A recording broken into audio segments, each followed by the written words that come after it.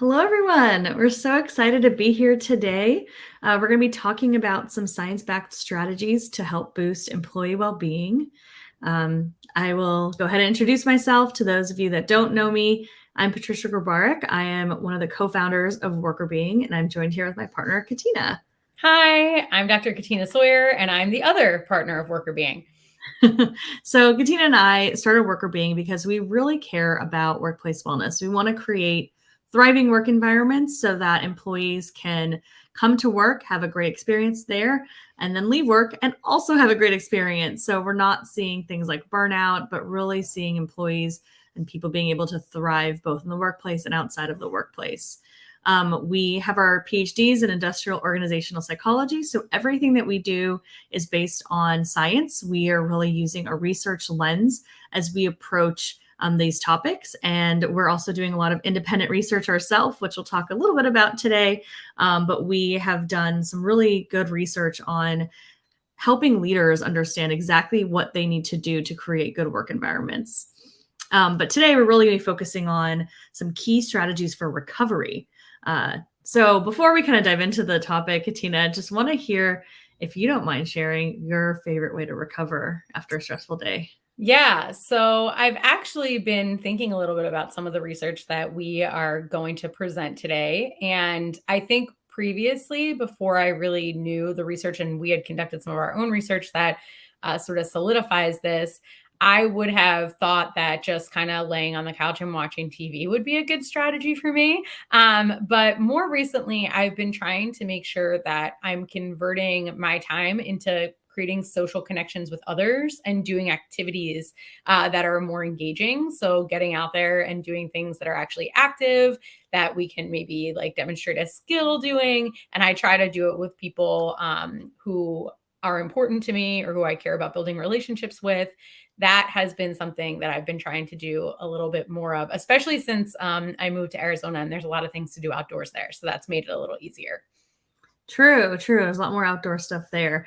I do also like to go out as much as I can outside, and I have a big dog that needs a lot of walking. So it's been a good way to kind of disconnect because when I'm walking him, he's got some anxiety issues that we're working on. I can't actually look at my phone on a walk. I have no ability to be connected to anything else. I have to really focus on him and like helping him kind of navigate his environment. And in a way, that's actually been a good recovery tactic because I fully have to disconnect. Yeah, got to get Finn's steps in and make sure you don't get pulled down the street. Yes, yes. He's a strong man. So I can't let that happen. But I think we kind of both touched on a couple of different recovery tactics. So maybe we can talk about the four key tactics that is outlined in the research. Yeah. So there are four strategies that researchers have found time and again are really, really helpful for promoting your own recovery. And I think it's important that we highlight that you don't need to do all four of these. And if there's one area that you can improve in or that you can encourage other people to improve in, they all make a difference. They all make an impact. But the first one is disconnecting. So, disconnecting is the idea that you create boundaries between your work time and your lifetime. We've talked before about differences between people who like to segment their work and people who like to integrate their work. So there are certain folks who want to do a little bit more intermixing over the course of the day of life and work activities. Those are integrators. And then there are folks who really like to have, this is my work time, this is my lifetime. No matter which of those you are, everyone benefits from some separation of work and life, particularly after a certain hour when you've already put in a full work day, and now it's time for you to really focus on rejuvenating and replenishing your energy. So disconnecting is really about being able to shut your laptop, keep your work phone away or your regular phone, turn off the notifications for your work email, whatever the case may be, right? And just really have time to focus on things outside of the workday. Exactly. So get yourself a big dog where you can't look at your phone you're walking, and that'll force you to disconnect. It's the easiest way to do this. Easiest way. But yeah, it's exactly that piece is that, really making sure you're not focusing on work. in that time period where you're disconnecting. And it's really important. I think one thing to highlight is it's important at the end of the day before you sleep to do this. There's a lot of research around sleep and things that can impact your sleep. And obviously, if you're focusing on work up until the moment you get into bed, it's a lot harder to unwind and actually fall asleep on time and not kind of just keep having these racing thoughts about work. So, disconnecting, making sure at a minimum that you disconnect like half an hour before you go to bed can be hugely beneficial for your sleep as well. Yeah. And I'm seeing some conversation coming in the chat around this being really challenging. It's hard for us too. I think even if you can say, okay, I usually disconnect at, let's take an example where people are more imbalanced, right? I usually disconnect at 10 p.m. And go to bed at 10:30. Could you disconnect at 9:30 p.m.? Is there a small change, a small tweak that you could make to try to create more of that ability to unwind before you go to sleep? You don't want your mind racing with work related tasks when you're trying to unwind and go to rest, because you're not going to be able to sleep as well. And sleep is a huge recovery technique, as Patricia was just saying. So the second one that we're going to talk about in terms of recovery tactics, and Katina, I'm going to save the best one for last. The second, we're going to go to relaxing. We already talked about the idea of relaxing in front of like a TV show, something like that. While this tactic is not as impactful as some of the others, it is still a really good tactic when you're feeling stressed out and exhausted. It's taking some time to relax. So that could be binge watching some TV. That could be reading a book outside on the patio, which is one of my favorites. It could be taking a bubble bath and just, sitting there and just doing something that's really calming and relaxing. So, in addition to disconnecting, relaxing is another good way, a good tactic to help you recover, is just doing something that will actually make you feel relaxed. So that's different for everybody. It's that whole idea of kind of bringing that energy down. So whatever makes you feel relaxed is a good tactic to kind of focus in on. And again, like Katina said, it could be a bite-sized time. Maybe it's just one episode of a half an hour show, and that's something that you find relaxing, then go for it. Maybe it's a chapter in one book, whatever. Yeah. So we give you permission to watch Netflix or whatever else you want to watch. But we'll actually give you a couple strategies that are a little bit better at rejuvenating your energy than relaxation. So I think an important takeaway is that most of our minds go to, based on what we've heard and seen in society as a recovery technique, the things that we just mentioned, that the best way to recover is just to lay there and do nothing. And the reality is there are some other ways of rejuvenating your energy that are actually more effective. So if right now you're engaging in relaxation, watching shows, things like that, maybe you might take some of that time and convert it towards some of these other strategies that we're talking about. So that will lead to kind of the next one that we want to talk about is control. So a lot of times when you're feeling stressed out, you're feeling completely out of control, right? There's just so much going on, a lot of chaos. You may not know how to focus your energy. And so one thing that can really help you is to get back that feeling of control. So when you are in your recovery mode, what is it that you can control? Having that control in your personal life and at home can have a big impact if you're not feeling in control at work. So what that looks like could be, making sure that you've agreed upon with your family, like some things that you need your me time. And this is how you're controlling your evening by creating the exact structure of what you want to be doing. Maybe it's controlling even a break during the day that you have set aside 30 minutes and you do not take those 30 minutes for any meetings. That's when you take your break for lunch. So you're taking some control back in your day. Maybe it's creating a schedule or to-do list that really matters to you, because those things are helping you feel more in control. But finding ways to feel like you have some control in your life and the things that you're doing can have a big impact on your recovery and make you feel more rested and less exhausted as you go into your workday. Yeah. And if you can block time on your calendar that's sort of safe time for you, that you don't move, it's non-negotiable, right? Where you schedule activities that are important for you. I mean, it literally could be holding 15 minutes on your calendar so you can eat lunch in between meetings and not letting people creep into making a meeting longer, throwing something in that space, right? Just those little moves to help you increase the amount of control that you have. Not only does whatever you're doing during that period of time help to potentially rejuvenate your wellness if you're doing it to meet your basic needs or to, engage in some of the activities that we're talking about, but just the act of saying this time is for me and I'm not allowing people to book over it can be important. And that doesn't mean that you can never move a meeting. That doesn't mean that you might have 5 blocks a day that you don't move. That would be great if you do. But even if right now you just think, what's one half-hour chunk of time that I can protect to do something that is important for my personal well-being? And even if that's like eating dinner with your family, whatever the case may be, right? Just holding that space, the act of doing that is rejuvenating in and of itself. Completely agree with you. So that whole piece is super important. And I want to tie in, like start talking about our big one, the most impactful one, because I think it's kind of an aha for a lot of people as we share this piece of research with folks.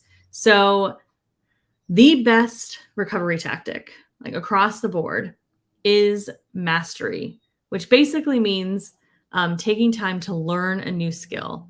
And it could be any kind of new skill. Ideally, it's something outside of work. So thinking about, maybe a new recipe that you really want to work on. Maybe there's like a specific cooking technique. Maybe there's a language you want to learn. Maybe you want to knit or crochet, whatever it is. But spending time learning something new can be massively impactful on your well-being and your recovery. Really what it does is it gives you a sense of accomplishment, right? I'm doing something that I'm excited about, I'm interested in, I'm learning something. We as humans are constantly changing and evolving and learning. And that is something that can help us feel good about where we are in our lives if we're continually learning. So you're feeling really positive about the learning experience and that sense of accomplishment. Accomplishment is very important as well. We like to feel like we're doing something, we're making an impact, we're making a change. So that mastery piece kind of covers all of these components. So as you're taking control of your day and you're adding in a 30-minute block, maybe consider some sort of mastery, whatever that looks like for you, whatever you're interested in learning. Taking that energy and putting it towards something like that can be actually huge for your recovery, more so than things like relaxing, as Katina mentioned earlier. Yeah, I think we get really used to, especially as we get older, hitting goals in our work domain, but we don't think about setting goals for ourselves and things that actually connect us to who we are. So if you think about hobbies or passions that you had, maybe you've drifted away from those. Often when I ask people, and I'm guilty of this as well, when I ask people, what's your hobby? What do you like to do? It takes them a long time to think about what they like to do because they've sort of forgotten about the things that they like to do for themselves as people. And as human beings, we really like to set and achieve challenging goals, but we often shift that only towards our working lives as we grow and evolve the scope of our careers. And we forget that we actually benefit from doing those things in our personal lives as well. So that's part of why mastery is so impactful. Not only is it something that actually helps you to disconnect from work, right? Your mind's in something else. It gives you some control because you're able to set aside that time and actually put it towards that. But it also allows you to gain a new skill, set a new goal. And if you're doing something that might be relaxing for you, that might hit all 4 boxes, right? So you can also think about how to be efficient in applying these 4 techniques to try to check multiple boxes with one activity. And mastery might be a really good way to do that.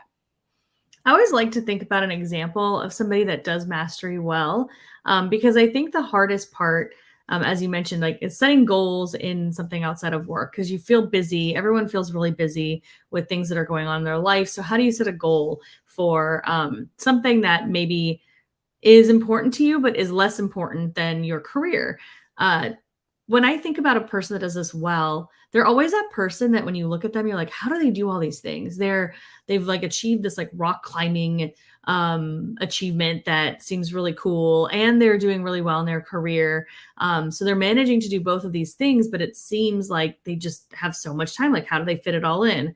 Well, the reason why they fit it all in is because they're going through this mastery process where they're actually getting rejuvenated and getting more energy from the recovery of the mastery. So they're adding in a piece of time that is dedicated to doing something else, but that doing is helping rejuvenate them so that they can continue to be successful at work and other components of their life.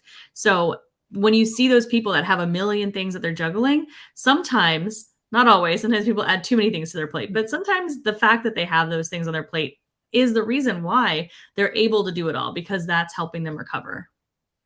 Yeah. So it would be, maybe helpful for everyone watching to think about the extent to which they themselves engage in these recovery tactics. Which ones do you not engage in as much? Can you convert some of the time that you're spending on activities that are not helpful to you into time that can actually be more dedicated and consciously devoted toward disconnecting and recovering? A lot of people we talk to scroll social media mindlessly for X amount of time per day, right? And maybe it doesn't seem like a lot because you spend 15 minutes in the morning when you wake up doing it, and then maybe 15 minutes as you're sitting, feeling like you need a distraction from work, and another 15 minutes at night when you get home from work, and another 15 minutes before bed. And all of a sudden you've spent an hour on that.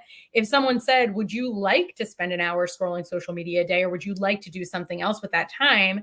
Perhaps you'd like to do something else with that time. So even if you take 15 of those minutes and turn it into something else and slowly grow that piece of the pie as an incremental change, that's still something, right? So these tiny changes can add up over time, and identifying the places where those tiny changes might be able to take place could end up having more transformative impacts down the line.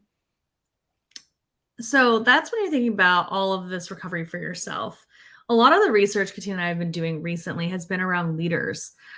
So for people that are listening that are in leadership roles or aspiring to be leaders, we really want to think about how you help other people recover as well. How do you help create the space so that your employees can do these 4 different things to help them recover, and then help them come back to work refreshed and, motivated and eager and ready to go, just like you want to be. So a lot of the research that we've done personally has been around, creating a framework on what leaders can do to create these positive environments. And one big piece of that is this mindset. So we've created a Prosper mindset, which helps these leaders think more flexibly around creating a good environment. So if you can create a really positive environment, if you're thinking flexibly around people's time, that allows them to then potentially use the flexibility that you're giving them, to use that autonomy, that control, to take back some time and think about how they can recover. So leaders can actually help a lot to help people around them do what they need to do to recover effectively. Yeah, it's been interesting for us in our research to understand what it is that is helping leaders to promote these kind of environments. And we talk in our work about a particular mindset that leaders can shift into to be able to support health and well-being of their employees.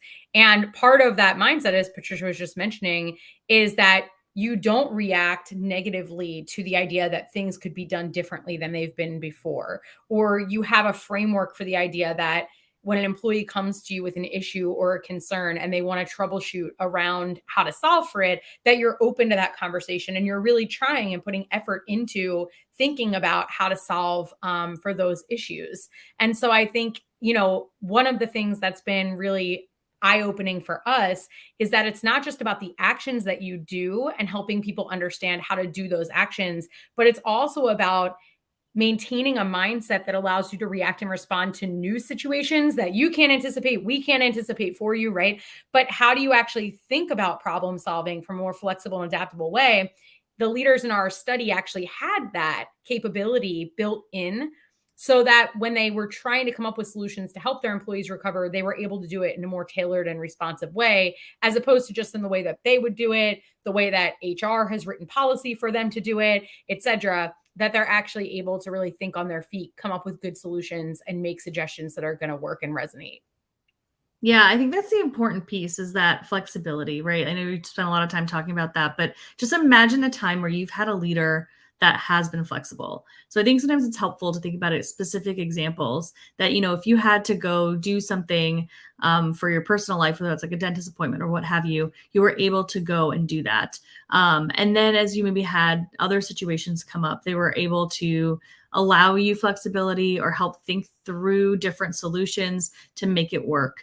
And that kind of comes back to recovery too, because if you're able to be flexible around some of these like basic physical health needs, like a dentist appointment, these leaders that are doing this effectively are also thinking about the mental health needs, the psychological, emotional needs that people have, and are able to provide that flexibility, knowing that they need the time to disconnect. I've had a really great leader in my career that, would actually check in and be like, have you been outside at all today ever? Like, have you done anything for yourself? Have you moved, some of your schedule around to be able to take some breaks and time throughout the day? And not every single week is that possible in certain situations, but having a leader that supports you and wants you to think about how to shift your day around to make time for yourself and for that recovery can make a big, big impact on your overall well-being, and your ability to come back to work less exhausted, your ability to prevent things like burnout. So leaders with that mindset make a big difference for employees that are facing recovery challenges. Yeah. Sorry, go ahead. I was just going to say, I'm seeing in the chat coming through that Jason's asking about pointing to the research on the strategies. We actually have a few blog posts that have a bunch of citations in it that we can share in the comments. But further down, he's inquiring about whether we have seen employers offering employees funding to pursue a hobby.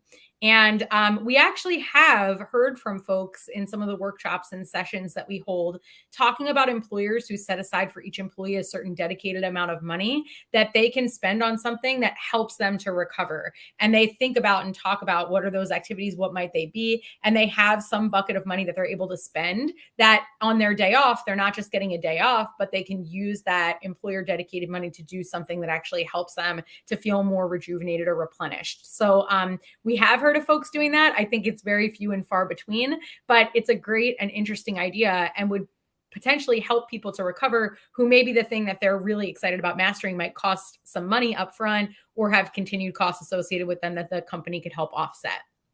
Yeah, we've seen people also use it for vacations too, which is like another nice little perk. Because, if we go back to recovery, having those longer breaks can be really helpful as well. And sometimes people don't want to just take time off to sit at home, but vacations are expensive. So some of those buckets of money, again, it's up to the employee's discretion how they use it. But it can be used for things like vacations. It could be used for taking a course, signing up for that, Spanish class you've been wanting to take, or that yoga class you've been wanting to take. But people have been using it for multiple different things. So it's a really cool benefit when it does exist, even though, like Katina said, it is few and far between. And then Audra, I see, is talking about respecting people's time when they're disconnected. That is actually a really important part of leadership, and what we've been finding in our research too.